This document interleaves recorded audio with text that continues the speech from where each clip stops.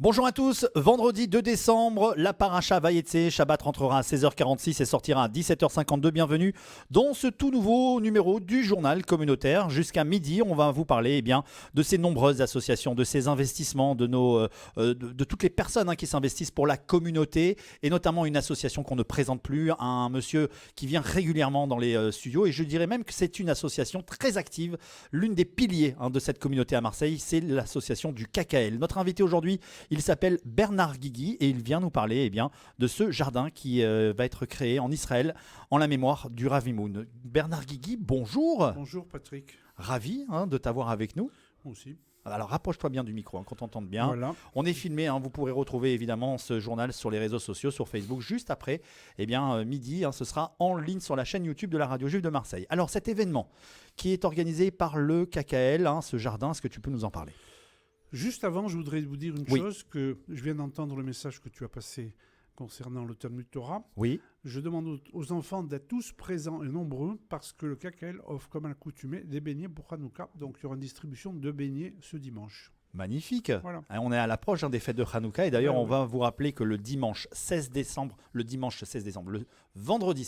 pardonnez-moi, il y aura une émission spéciale sur Hanouka avec la présence de nombreux Chabad de Marseille qui organisent les allumages publics et puis on rappellera également que la semaine prochaine on a aussi une émission spéciale Brit Mila avec plein d'invités. Mais là aujourd'hui, cette semaine, j'avais envie de parler de ce jardin en Israël en la mémoire du Rav Avraham Mimoun qui nous a quittés subitement au mois d'août. Ça a été une très très lourde information qu'on a eu à relayer ici sur les ondes de Radio GM. Depuis quelques mois, la communauté juive de Marseille est orpheline. Nous avons perdu notre grand maître, le Rav Avraham Mimoun.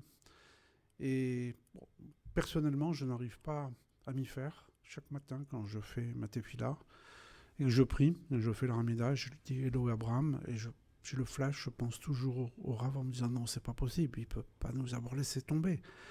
On avait l'habitude de l'avoir, la communauté avait l'habitude de le solliciter à chaque fois qu'il y avait un petit problème, et puis du jour au lendemain, catastrophe. Voilà. Donc on ne sait plus comment faire, aller à droite, à gauche, devant, derrière, c'est quelque chose de... Bon, c'est la vie. Hachem m'a demandé à mon avis, il a appelé près de lui parce que... Alors, je vais demander à Amy, qui est avec nous, est-ce que tu peux nous mettre une petite musique avec piano ?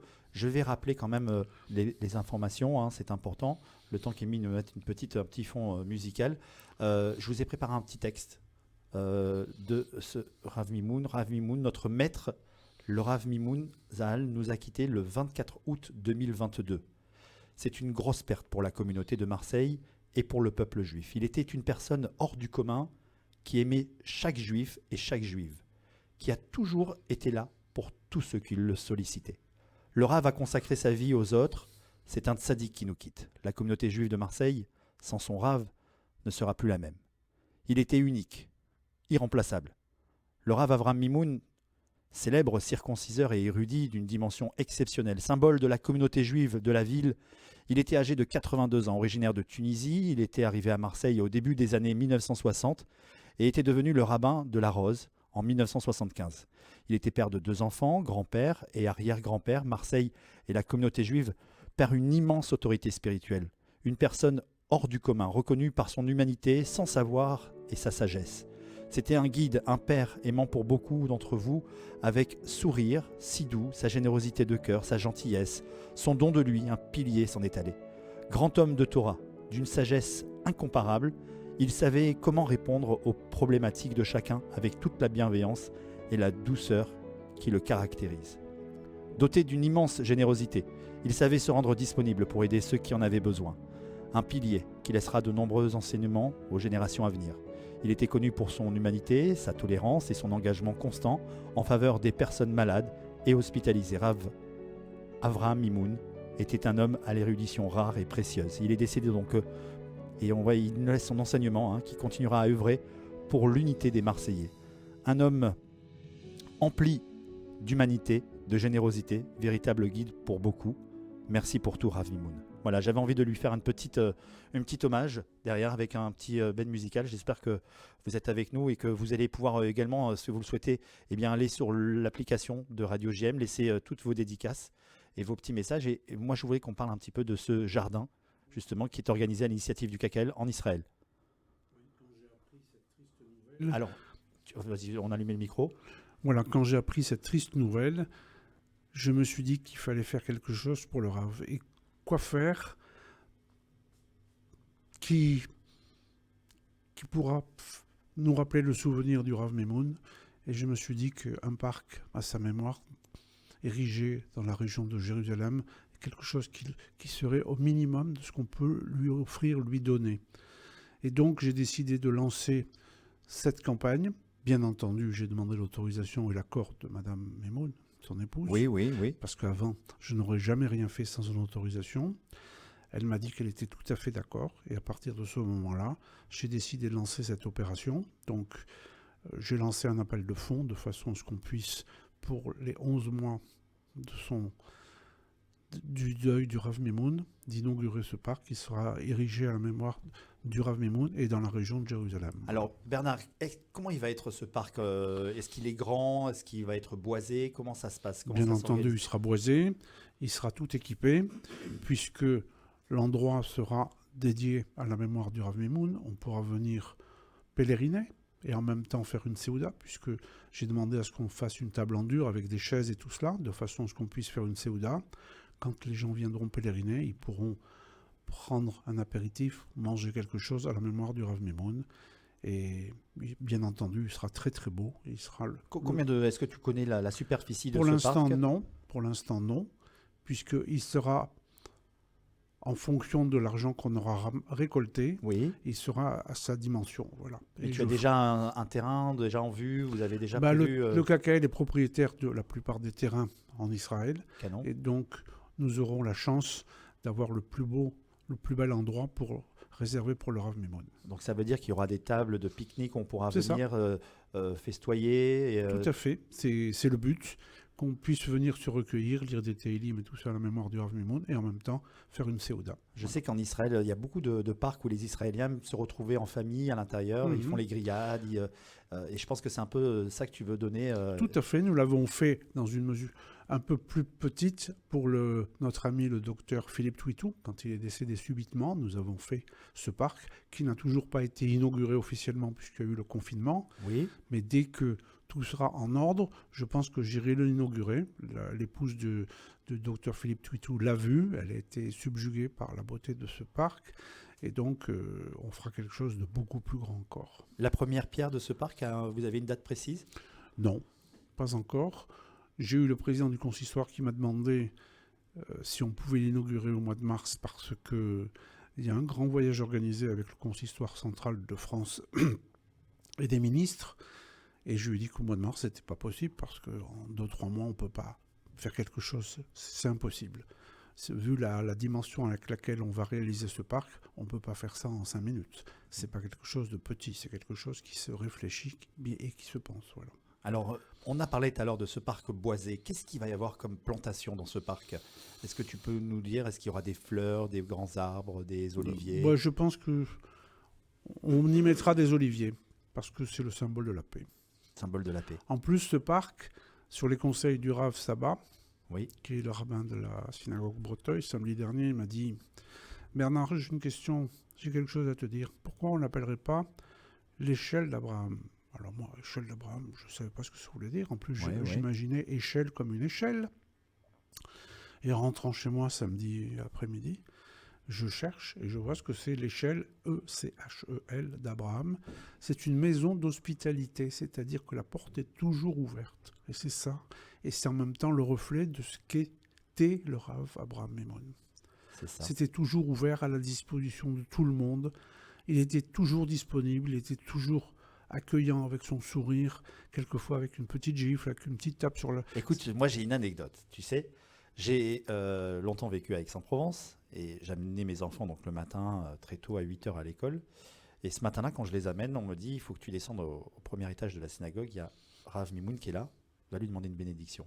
Alors je suis allé et j'étais speed, tu vois. J'amène les enfants à l'école, je les monte au 3e étage, je redescends au premier étage.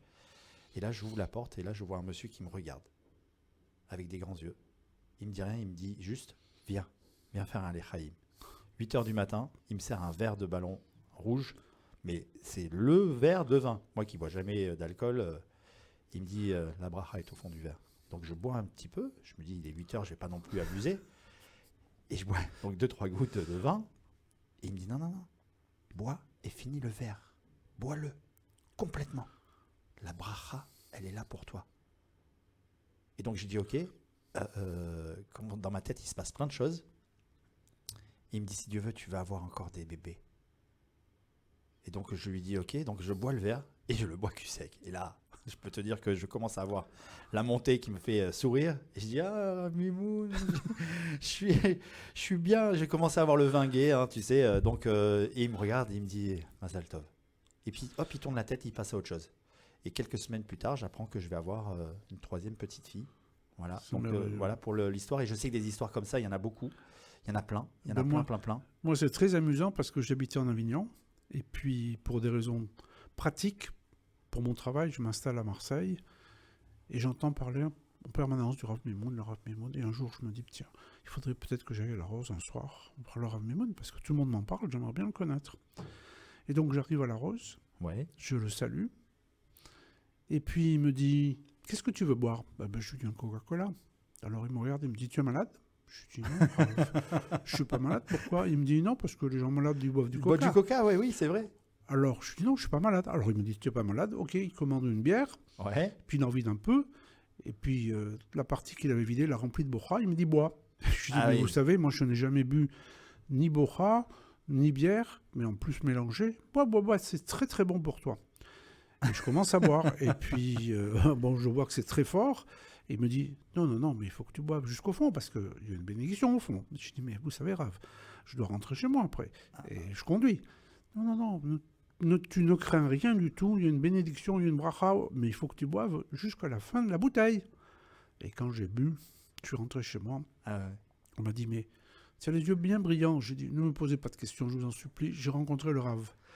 Et depuis, à chaque fois que je rentrais à la pharmacie chez ma femme, j'avais les yeux brillants, je me disais, ah, je sais d'où tu viens de chez le Rav. Mais comment tu sais ? Mais je vois tes yeux.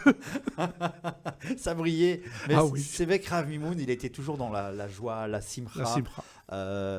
Oui, non. D'ailleurs, je vais demander à tous nos auditeurs, vous qui nous écoutez, si vous avez une belle histoire que vous avez eue avec le Rav Mimoun, eh bien, appelez-nous au standard 04 91 37 78 78. On vous l'a fait, on va la partager, hein, cette histoire, si vous voulez nous raconter en direct à l'antenne.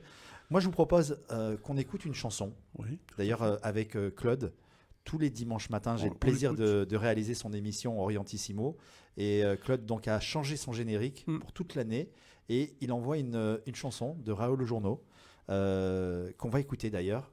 Et c'est le Rav en fait, qui adorait cette chanson. À chaque fois, il voulait écouter cette chanson.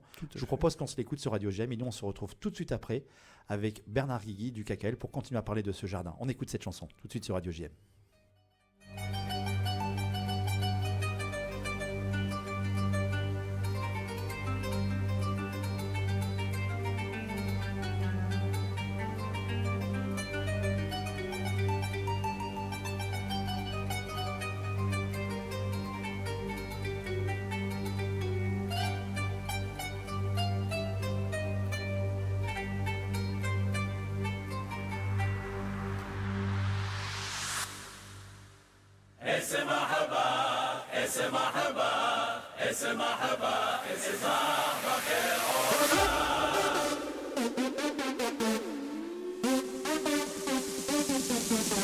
יודו לך רעיוני אל מבטן יוצרי על קרבתך בסיני להאיר את נרי על כן בתחנוני אפאר בשירי בכל ימי ושני עד לעדי עולם איזה מחבה איזה מחבה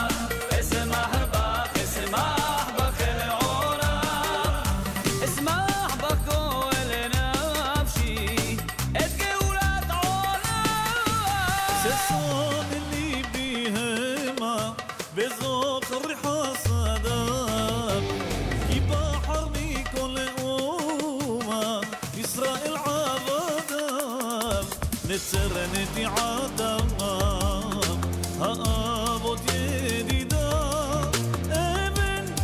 שלמה מישור גדיד אלם איזה מחבה איזה מחבה איזה מחבה תשמח בכל עולם אשמח בגדול לנפשי את גאולת עולם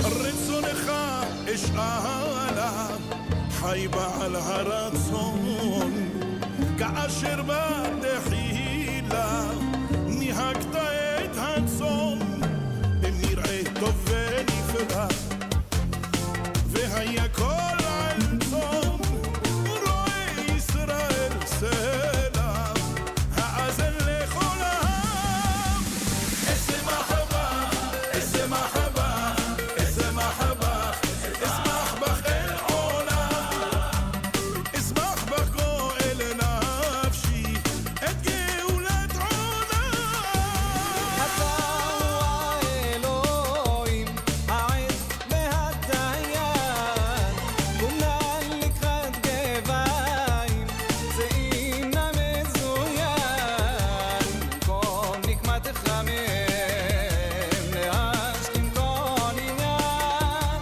שמך וכסאך השם מעין כל חי נעלם איזה מחבה איזה מחבה איזה מחבה תשמח בכל עולם תשמח בגואל לנפשי את גאולת עולם איזה מחבה איזה מחבה איזה מחבה תשמח בכל עולם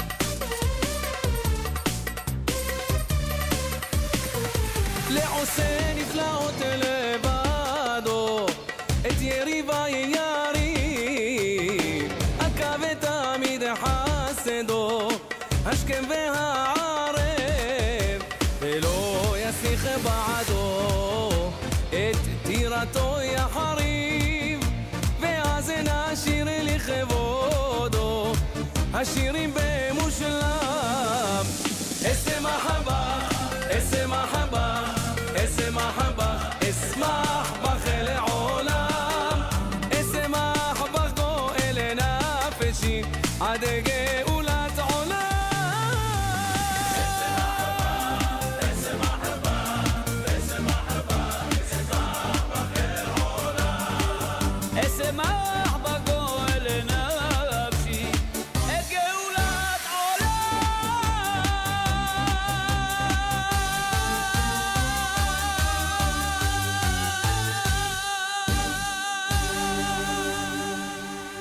Quelle chanson. Et cette chanson, on la retrouve tous les dimanches matins dans l'émission d'Orientissimo avec le générique que Claude a sélectionné, qui va durer sur toute l'année pour la mémoire du Rav Mimoun. Alors, on est toujours avec Bernard Guigui, président du KKL, journal communautaire dédié à la mémoire de Rav Avraham Mimoun, et on vient vous parler de ce jardin qui va voir le jour très bientôt en Israël.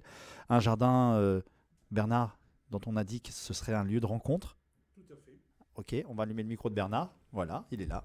Tout à fait, un lieu de rencontre où on pourra pèleriner, on pourra se recueillir, on pourra lire des Teilim, on pourra faire plein de prières et après faire une Séouda à la mémoire du Rav Mimoun parce que c'est un personnage inoubliable, c'est un personnage qui a tellement servi la communauté, qui a tellement aidé la communauté et ses fidèles qu'on ne peut pas oublier comme ça. Alors, comment on va le surnommer? Comment il l'a surnommé, le Rav Saba Alors, jardin? L'échelle d'Abraham. L'échelle d'Abraham. Voilà. Et donc, quand tu as été chercher la signification de l'échelle d'Abraham... Voilà, c'est une maison qui est toujours ouverte pour accueillir les gens et offrir l'hospitalité aux gens qui sont de passage et tout ça. Voilà, c'était ça le Rav Mimoun. Donc il y aura à l'intérieur des tables de pique-nique, les gens pourront se tout retrouver. Tout à fait. Peut-être un jardin d'enfants également à l'intérieur. Pourquoi pas? Pourquoi pas? Moi je trouve ça sympathique d'avoir ces enfants qui jouent dans ce jardin avec des jeux, une plaque. Quand j'irai à Jérusalem prochainement, j'irai voir le responsable des terrains pour lui soumettre mon idée et lui dire voilà comment j'envisage la création de ce parc. Voilà. Alors tu nous as dit que le KKL était plus ou moins propriétaire de la plupart des terrains qui Il autour est propriétaire. Il est propriétaire. Et donc là, vous n'avez pas encore sélectionné l'endroit très Non. exact Je va veux être qu'il soit installé le ce plus jardin? proche de Jérusalem, de façon à ce que la famille du Rav puisse se recueillir souvent et facilement. Voilà. Très bien, très bien, très bien. C'est vrai que c'est important qu'il soit proche d'accès autoroutier, Qu'il proche soit accessible. accessible. Voilà. Et comme ses enfants habitent pas loin de Jérusalem, dans la banlieue de Jérusalem, donc ça serait très bien qu'il soit pas loin. Alors, il y aura dans ce jardin, tu nous as dit, des oliviers, hein, symbole de la vie. Ben, je vais demander des oliviers et puis tout ce qu'on peut mettre à notre disposition qui ira avec le paysage et l'endroit. Est-ce qu'on pourra nous venir planter un arbre à l'intérieur de ce jardin? Peut-être, pourquoi pas. Ça peut être une idée sympathique Pourquoi pas. pour tous Pourquoi ces gens qui veulent venir, passer un moment et avoir Oui. peut-être un espace Pourquoi pas. pour pouvoir planter Oui, un c'est arbre. une chose intéressante. Je vais soumettre ça à la direction des espaces. Je sais qu'il y a beaucoup de gens qui ont la main verte et qui aiment bien cultiver. Pourquoi pas? Ça peut être une idée. Ben, le dernier voyage que j'ai fait, c'était avec une délégation de magistrats d'Avignon. Oui. Et je leur ai dit, écoutez, vous allez planter un arbre et je vais vous emmener à Tibériade. Je pense que vous savez ce que ça représente pour vous. Tibériade, c'est là où le Christ a marché sur l'eau. Ils étaient fous de joie. Et puis je lui ai dit, j'ai sélectionné pour vous l'arbre de Judée. Oh là là, l'arbre de Judée, c'est merveilleux et tout ça. Puis j'ai dit au président du tribunal, j'ai dit, monsieur le président, vous allez lire la prière du planteur en français. Très ému, et tout le monde plante son arbre. Et puis après, je le vois arriver, je me demande ce qu'il va me demander, en me disant, je peux vous demander quelque chose, monsieur Guigui? Et je lui dis, oui, je vous écoute. Vous permettez qu'on prenne un peu de terre, parce qu'on n'a jamais vu une terre aussi belle, on aimerait bien en ramener un peu en Israël, en France, chez nous, et donc j'étais très surpris et étonné par cette demande. Et les gens, quand ils arrivent, quand ils plantent un arbre en Israël, sont émerveillés de voir ce qui se passe. Bien sûr, bien sûr. Alors, on a quelqu'un en ligne. J'ai fait tout à l'heure une demande pour savoir Oui. si quelqu'un avait une belle histoire à nous raconter. Je pense qu'on a Rachel qui est avec Oui. nous en ligne. Bonjour Rachel. Oui, bonjour. Ben, écoutez, j'avais envie de parler du Rav Mimoun parce que j'ai eu un problème. Je devais me faire opérer d'un genou. Oui. Et quand j'étais voir le chirurgien, il m'a dit non, madame, vous n'êtes pas opérable. Je n'ai pas envie d'avoir un procès derrière mon dos. D'accord. Voilà. Alors, j'ai compris qu'il ne pouvait pas m'opérer. C'est pas possible. Parce que j'ai des problèmes de tension. Alors, qu'est-ce que j'ai fait? J'ai été voir un autre médecin. Et l'autre médecin m'a dit, moi, je vous opère, mais à condition que j'ai l'aval j'ai l'aval du, comment on appelle ça? Celui qui, oh là là, Du kinésithérapeute. non, pas le kinésien, celui qui endort là, L'anesthésiste. L'anesthésiste. Le médecin. pardon? L'anesthésiste. L'anesthésiste, voilà. Oui, oui. Alors, l'anesthésiste, il m'a vu, il m'a dit, vous savez, moi, si j'ai l'accord du cardiologue, eh ben, moi, ça m'est égal, je peux vous opérer. Entre-temps, moi, ça se passe, moi, ici à Marseille. Mon gendre qui habite, ma fille qui habite en Israël, et mon gendre, il m'appelle, il me demande comment je suis. Ben, je lui ai expliqué que ce médecin ne pouvait pas m'opérer parce qu'il avait peur que ça ne réussisse pas et il ne veut pas avoir de problème avec la famille. Alors il m'a dit, vous avez été voir le Rav Mimoun?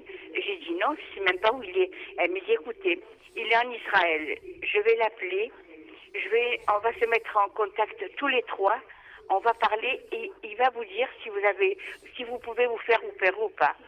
C'est pas possible, de là-bas, il va me dire si je peux me faire opérer. Finalement, il m'a mis en contact avec lui. Oui. Et il m'a parlé Oui. et il m'a dit, madame, vous pouvez vous faire opérer en toute confiance, il vous arrivera rien du tout. Voilà, depuis je me suis fait opérer et tout allait bien. Voilà, je pense tout le temps à lui, à ce qu'il a fait avec tout le monde, même avec mon mari. Et que Dieu repose où il est, Que Dieu repose son âme. Voilà, son âme, et qui prie pour toute la communauté. Merci Rachel pour ce témoignage, merci beaucoup, Voilà. merci à vous.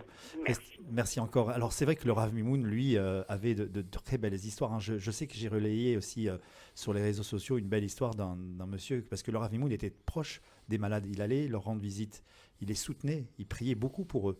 Je vais te raconter une petite histoire, c'est aussi personnel, hein, le Rav Mimoun. J'ai un de membres de ma famille qui était aussi atteint de la maladie. Et c'était très dur pour lui. Perte de 60 kilos. Et du coup, j'ai demandé à faire des prières partout. J'ai lancé des appels. Et ce jour-là, je laisse donc un message à Rav Mimoun pour qu'il prie. C'est-à-dire le jour où on nous a annoncé le décès le soir, j'ai laissé ce message le matin. Donc j'ai eu une réponse, il m'a dit on va faire la prière. Et cette prière, en fait, elle a porté ses fruits parce que ce membre de ma famille a tout de suite, je sais pas, il y a eu un regain d'énergie, de volonté, de remettre les téphilines, de manger les repas qu'on lui a apportés cachers à l'hôpital. Et le lendemain, il a eu aussi la visite de l'aumônier, qu'on a reçu ici, d'ailleurs, dans le journal communautaire. Et donc, c'était reparti. Donc, j'ai senti vraiment que la prière allait vraiment Porter ses fruits. Porter ses fruits, ouais. Donc voilà. C'est des histoires comme ça et des témoignages et plein d'histoires. Donc ce jardin, en la mémoire de Rav Mimoun, bientôt, verra le jour. Comment on fait pour pouvoir faire un don au KKL? Alors, on a 2 possibilités. Soit envoyer un chèque au nom du KKL Rav Mimoun, Oui. 2 bis rue Fargès 1308. Oui. Soit il y a un lien, www.kkl.fr, et directement vous cliquez en mettant le numéro de votre carte Visa. Vous pouvez faire un don directement et vous recevez un CERFA. Alors, je répète, si vous voulez adresser tous vos dons par chèque bancaire libellé à l'ordre du KKL pour le jardin du Rav Mimoun, c'est au 2 bis rue Fargès dans le 8e à Marseille. Il y a un numéro de téléphone, le 04 91 53 39 74. Et si vous souhaitez faire un don par carte bancaire, rendez-vous sur http don.kkl.fr/mimoun avec un slash à nouveau. Voilà, on a toutes les informations pour pouvoir être là aussi un membre actif Tout à fait. de cette création. Mhm. Il est important, on est dans le mois de la Tzedaka. Et là C'est aussi, une belle opération. c'est une très très belle opération. Quelles sont les prochaines opérations du KKL? Inauguration d'une école Oui, à la mémoire d'un Marseillais qui nous a légué ses biens, parce Oui. qu'il n'avait pas d'enfant. oui. Et donc, on a créé cette école à Nazareth-Élite. Et toujours à cause du Covid, on n'a pas pu aller l'inaugurer. Oui. C'est une très très belle école qui a ouvert il n'y a pas longtemps et qui reçoit de nombreux immigrants français, puisqu'il y en a beaucoup qui se sont installés à Nazareth-Élite. Et nous avons encore d'autres projets. Alors les projets aussi, on se retrouvera Bernard ici même à la radio pour tout Bishvat, parce que Oui. célèbre fête. Nouvel an des arbres. Et Nouvel An des arbres, tu viendras nous en parler, mais en attendant, nous, on va devoir déjà se dire au revoir parce que le journal de midi arrive avec la radio parisienne à midi pile poil. Merci en tout cas Bernard Guigui. Merci de m'avoir reçu. Merci au nom du Rav Mimoun et de sa famille de ce que vous faites pour le Rav Mimoun pour honorer sa mémoire. Voilà. Bravo. Je crois qu'on n'en fera jamais assez. Notre journal communautaire prend fin. Je rappelle que la paracha, c'est Vayetse, que Shabbat rentrera à 16h46 et sortira à 17h52. Je vous retrouve la semaine prochaine pour un tout nouveau journal communautaire avec une émission spéciale Brit Mila. Il y aura des invités. Il y aura le rabbin en Israël qui fait partie de l'association World Brit pour une Brit Mila pour tous. On aura notre Moël Benny Amar qui sera avec nous également en studio. On a invité un rabbin et on parlera donc de cette émission spéciale Brit Mila la semaine prochaine dans le journal communautaire. Il est 11h59, passé de 30 petites secondes. Vous avez rendez-vous avec l'actualité sur Radio JM. Merci d'avoir suivi ce journal communautaire et je vous retrouve donc la semaine prochaine pour un nouveau journal. À bientôt. Merci Patrick.